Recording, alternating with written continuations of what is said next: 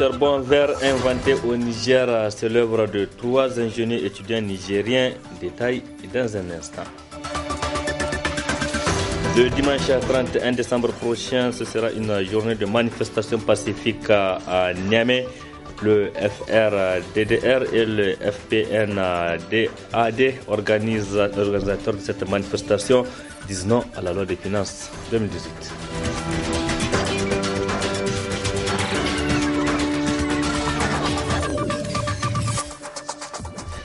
Merci d'être sur la télévision Labari pour suivre le journal de ce jour, vendredi 29 décembre 2017. Mesdames, Messieurs, bonsoir et bienvenue à tous. Je le disais dans le titre, le Front pour la restauration de la démocratie et la défense de la République FRDDR, le regroupement des partis de l'opposition et le Front des partis non affiliés pour une alternance démocratique FPNAD, le Front des partis non affiliés. Donc, ces deux fronts appellent à une manifestation pacifique. C'est une marche suivie d'un meeting le dimanche 31 décembre 2017 de la place Toumo à la place de la Concertation. Une manifestation relative à la situation sociopolitique du Niger. Reportage. Cette manifestation pacifique qui sera organisée par le FRDDR, le Front des partis de l'opposition, avec l'appui du FPNAD, Front des partis non affiliés, le dernier jour de l'année 2017 vise une fois de plus à dénoncer la gestion des autorités de la 7e République, mais aussi la loi de finances 2018 avec ses mesures jugées d'antisociales par l'opposition. Cette sortie pour dénoncer le divers travers du régime actuel, pour marquer notre désapprobation par rapport à la manière unilatérale dont les lois électorales ont été adoptées, pour dénoncer et rejeter une fois de plus la loi des finances qui, de notre point de vue, est porteuse de graves difficultés supplémentaires pour les citoyens nigériens. C'est pour toutes ces raisons que les partis politiques membres du FRDDR, avec l'appui des partis politiques non affiliés, ont décidé le dimanche 31 décembre 2017 de sortir dans le cadre d'une marche suivie de meetings pacifiques à partir de 8h, Inch'Allah. Cette sortie s'impose à tous les citoyens, estime l'opposition, qui appelle à une grande mobilisation.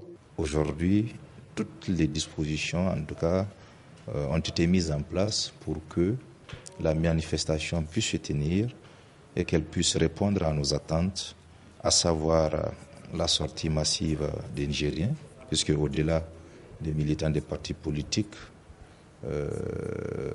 c'est à tous les citoyens nigériens que nous avons lancé cet appel à manifester. Cette manifestation est autorisée.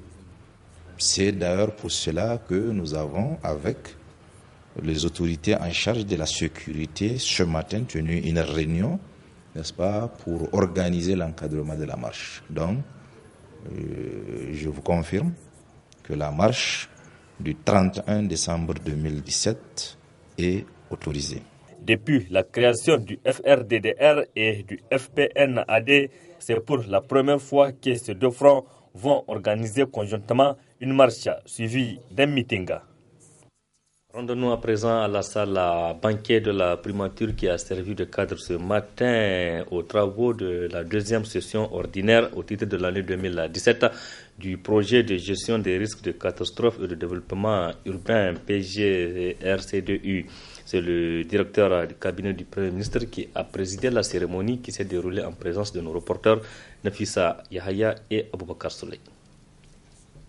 La présente cérémonie marque l'ouverture de la deuxième session ordinaire du comité de pilotage au titre de l'année 2017 du projet des risques de catastrophe et de développement urbain PGRCDU. Une session qui se tient après la revue à mi-parcours du dit projet. Cette revue a été une occasion pour les deux parties, gouvernement, Banque mondiale, d'apprécier le niveau de mise en œuvre des différentes activités prévues de relever certaines insuffisances et de proposer des ajustements au niveau de certaines composantes du projet.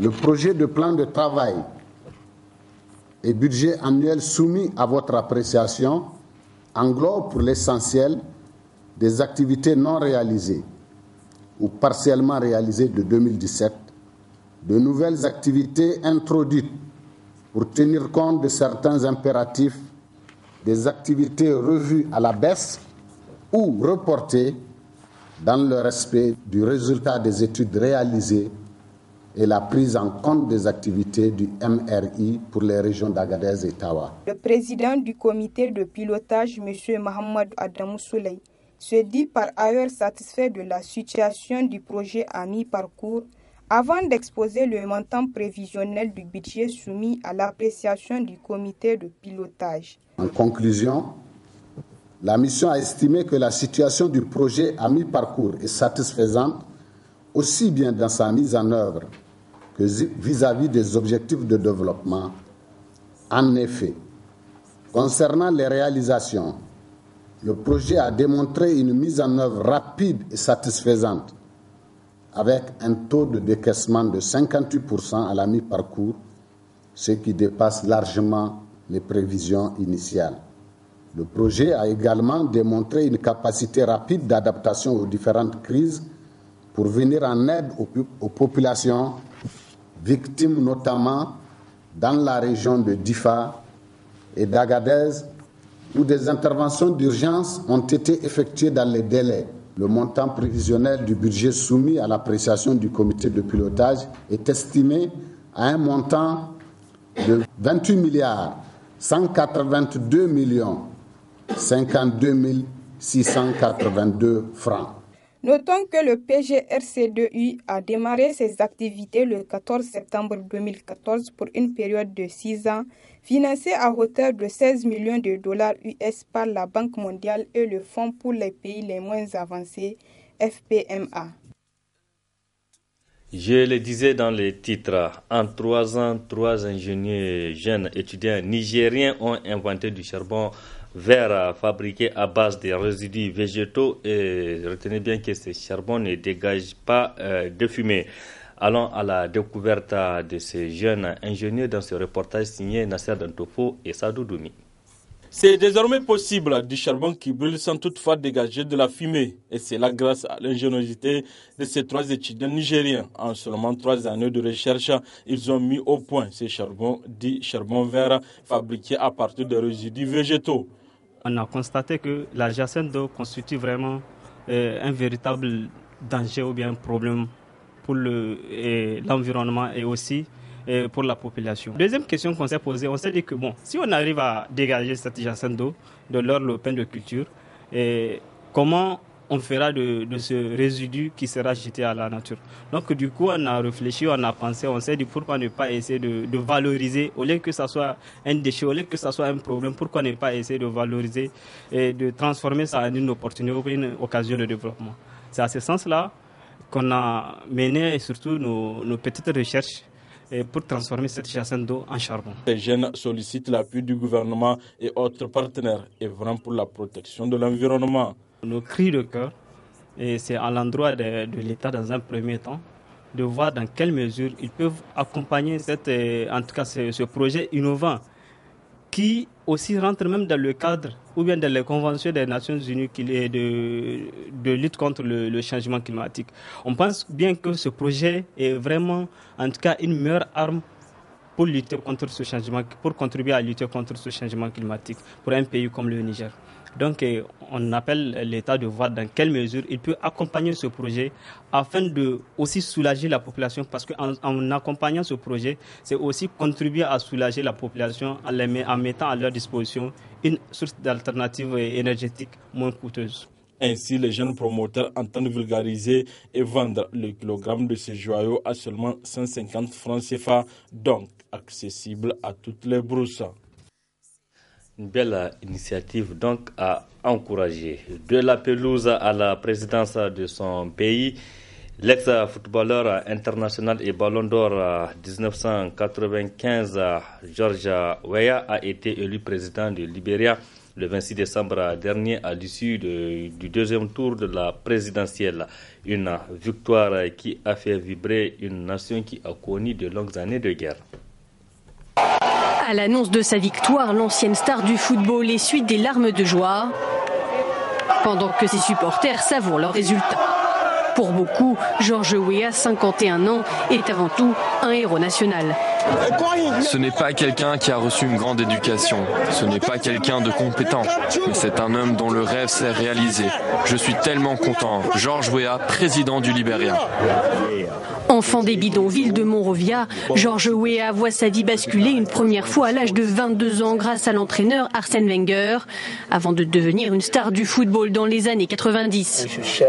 Pendant ces années, l'ancien attaquant de Monaco, du PSG et du Milan AC amasse une fortune considérable.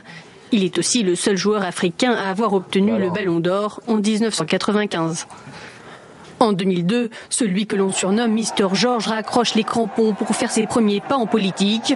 Après 2 tentatives infructueuses aux élections présidentielles de 2005 et 2011, il remporte finalement son premier mandat en 2014 en devenant sénateur.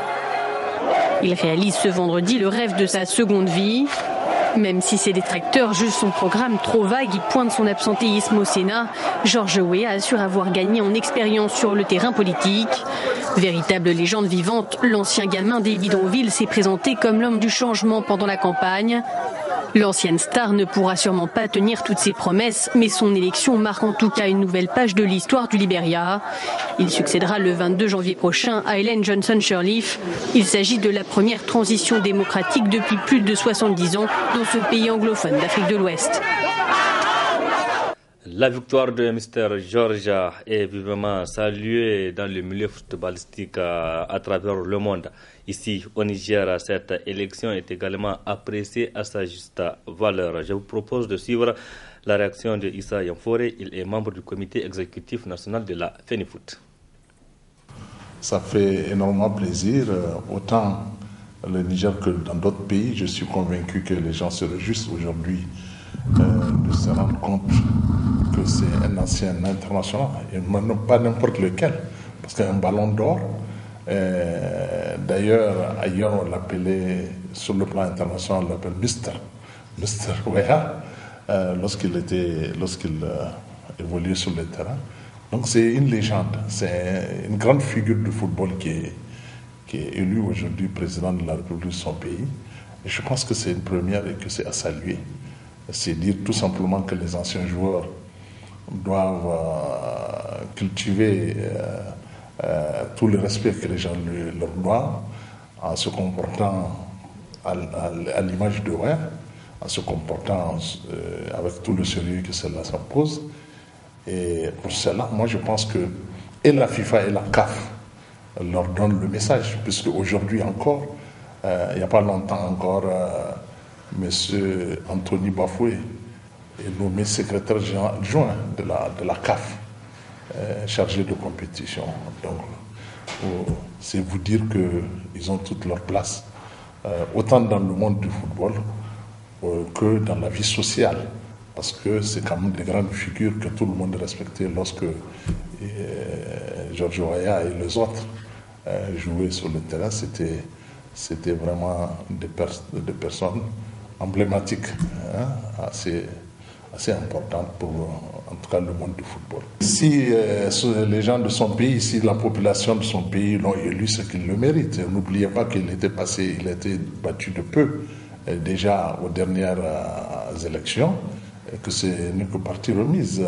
Aujourd'hui, il a été plébiscité, s'il faut le dire, parce que c'est quand même une grande figure. Et en plus, ce monsieur, lorsqu'on le connaît très bien, on sait qu'il jouit d'une grande humilité.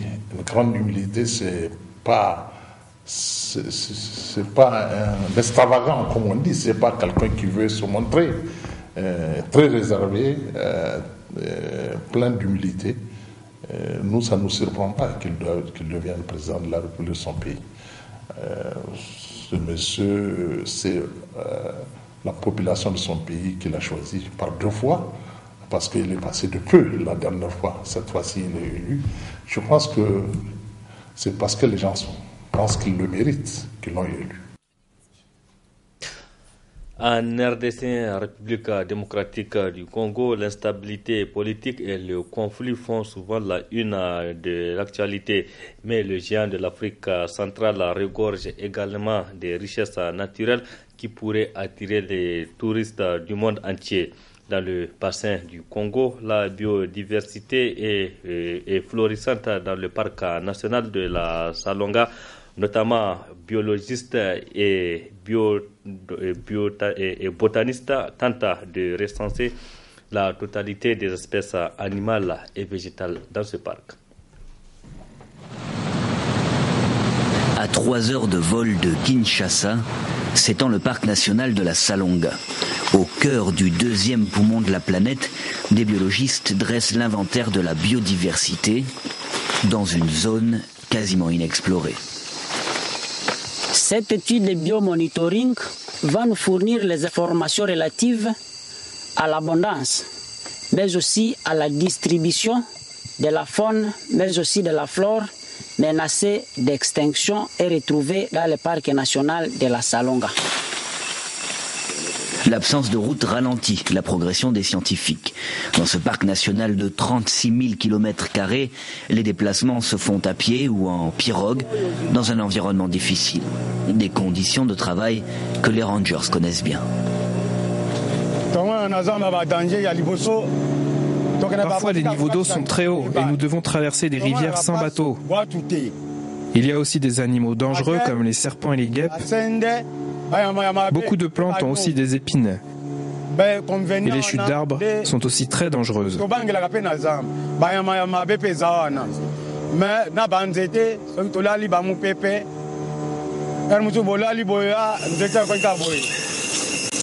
Parmi les espèces phares de la forêt congolaise, le bonobo, grand singe endémique à la RDC.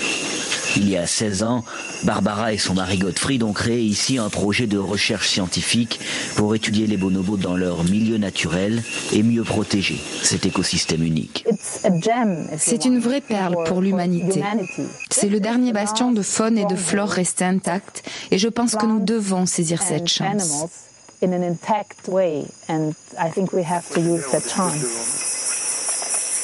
À l'heure du réchauffement climatique et de l'extinction des espèces, le bassin du Congo est plus menacé que jamais. Sans action de notre part, ce sont 10% de la biodiversité mondiale qui pourrait disparaître.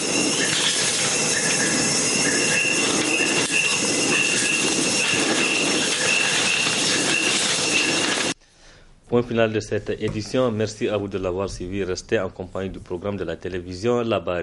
Au revoir, excellente nuit à toutes et à tous et surtout bon début de week-end.